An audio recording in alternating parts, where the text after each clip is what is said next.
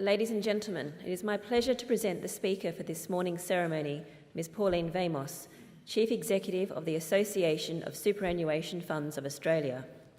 Pauline has over 20 years' experience in the financial services industry as a regulator, corporate counsel, head of compliance, strategic risk consultant, as well as a trustee director.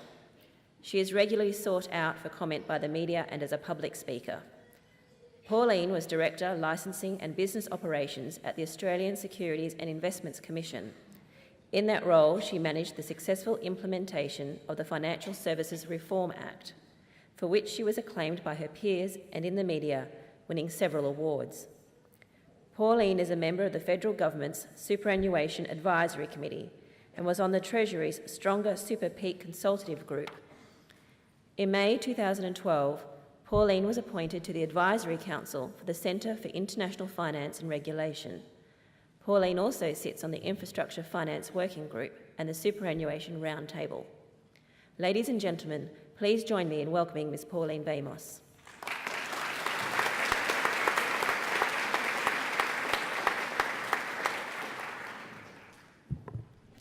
Good morning, and can I share my congratulations to the wonderful future leaders that we've just seen on the stage.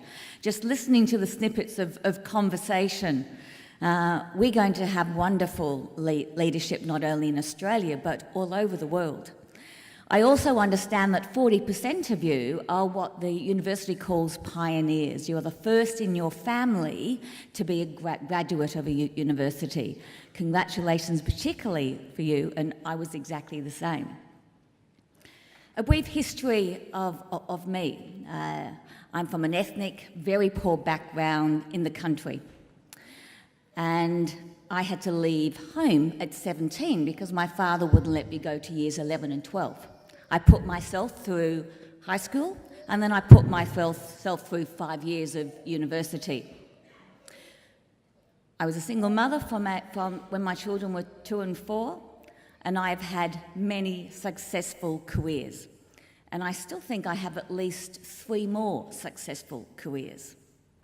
So I wanted to leave with you today, particularly the graduates, some of the learnings over the last 30 or so years. And I want to talk from a personal point of view, but also from a career point of view. Both are very important. From a personal point of view, remember this word, grow. Always grow. Now let's unpack that. The G, which is key to a successful life, is to set your goals. Write them down. We don't get into a car not knowing where our destination is, whether it's a short destination or a long destination. Unless you have a destination, you will never get anywhere. So have those short and long-term goals. You can change your goals, you can change your destination, but always have something you're working towards.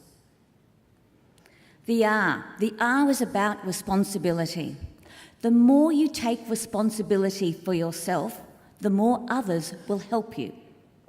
Too many people don't take responsibility for their well-being, for their career, for their future. The more you own it, the more, as I said, others will help you achieve it. The O, organise support, organise yourself, get yourself sorted. When I was during my career, when my children were very young, I organised support. I organised many other single mothers to help us, and we had a roster system, and that's how we got through it. And then the W, be wary.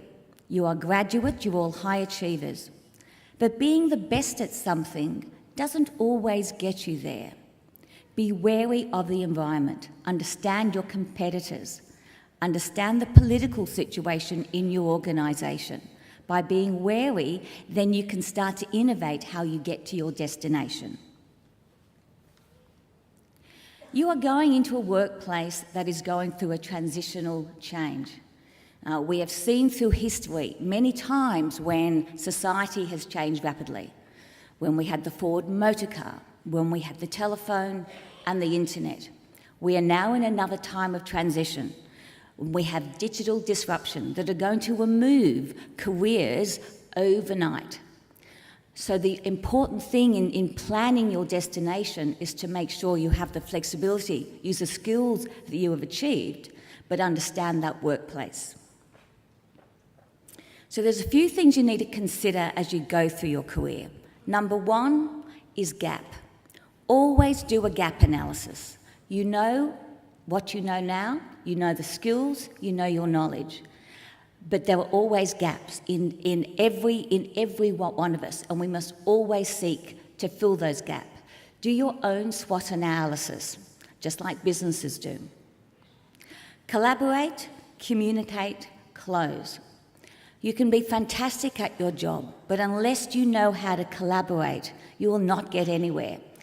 I know throughout university there were projects where you had to work with other people. There's always one or two people who skate along and one or two people who do all the work. That's life. You must learn to collaborate. No use being fantastic if you cannot communicate.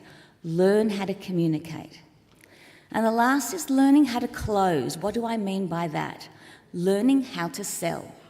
I don't mean selling, I mean selling yourself. I'm not selling product, you are selling an idea, you're selling yourself, you are selling a way forward. Always understand that process of selling. Empathy. Try and put yourself in somebody else's shoes. You will get much further along if you understand the stresses, the strains, the deadlines of your colleagues and of your business. And last is innovate. Always look for a better way of doing things. There was always a better way of doing things. Experiment and never be scared to shout out your idea. You have a long journey ahead of you. You will have many, many careers. Be prepared to change your career. Be prepared to keep on learning and be prepared to always show leadership like you have today. Thank you.